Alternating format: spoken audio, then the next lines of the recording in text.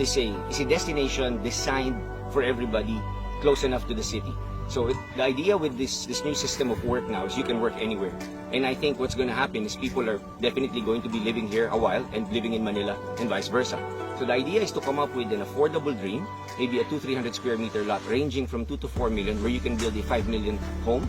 And definitely that's going to be very functional if you have the airstrips, the ferries, and as you can see, the 9-hole golf course right now, which will be expanding to additional 9 holes every 2 to 3 years over a 10-year period, which should house around 54 holes over that time frame. Camaya Golf Course offers a very different proposition because of, first, we really made sure that we designed the golf course before the residential lots. So we wanted to make sure that, of course, like any real estate development, you want as much lots as possible. But we created a stern focus on making sure that it's a proper 9-hole, knowing that it's going to be 18 moving forward, market-driven.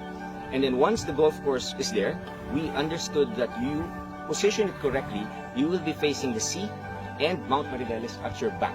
So at any point that you look at it, and it has a different feel in the morning and in the afternoon. So if you're finishing up your 9-hole game or your 18-hole game by around 5:30, you will be greeted by a fantastic view of the sunset reflecting by the sea.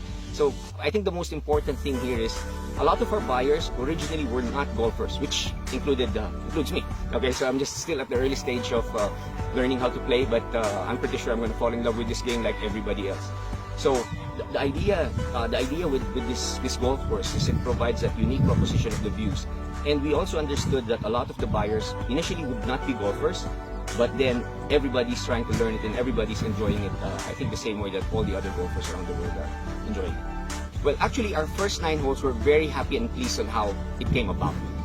The designers, John Cobb and everybody did a good job, the shapers, and we retained the right amount of trees. So with the proper 9 holes set in play, we will be building additional 9 holes every 2 to 3 years in stations 1, 2, and 3 of Camaya Coast, with a clear vision of having, actually the second 9 hole will be at station 2. So the idea is your first 9 will be here, and you will bring your golf cart down to the port area, you transfer to a boat. This is where you have your coffee, tally your score, and all the other things that golfers like talking about in between the first nine holes. Then you're greeted on the other side by another golf cart. You transfer your bags there, and you finish the the second 9 hole in a totally different environment. Then continuing on, we add 9 holes to each over the next couple of years. So I think for golfers, this is definitely going to be a very unique proposition, and we're very excited for golfers to experience it. So far, we're pretty happy with what we hear from the people who have played here, and we're looking forward to having other people visit and experience the same thing for themselves. Honestly, golf is only one of the attractions that's going to be here. Of course, the beach is one of them, and originally the golf wasn't the main integral part of what we were building.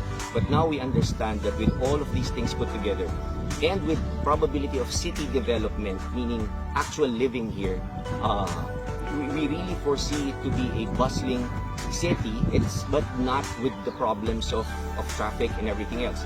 And with the connections of the ferry running Manila daily, and the Corregidor and all the other destinations, and the airstrip soon in place by, let's just say, latest end 2022. We should also have some minor commercial flights using ATR 42s. So we could probably be one of the most convenient ways to get to Boracay or Palawan for that matter. Not putting into perspective the fact that it could be one of the most affordable connections using a ferry in a plane. But the thing there is, it becomes platform. The whole thing becomes platform, and we still have enough commercial area to develop in this segment. And if I forgot to mention, we are a free port, so there are advantages on tax incentives in locating here for a general tourism approach. But at the end of the day, there will also be other businesses here that will probably be a functional economic create a functional economic activity. Like the airstrips will have flying schools, and then by creating the Golf Town commercial, we're probably going to attract some business process BPOs and other businesses of similar nature. So all in all, I think it's going to be a city development like never before. If there's a real template for it, we're reading what the market wants. And of course, because of the pandemic situation, actually became much more resilient, and even us as a company understanding the efficiency required to survive this.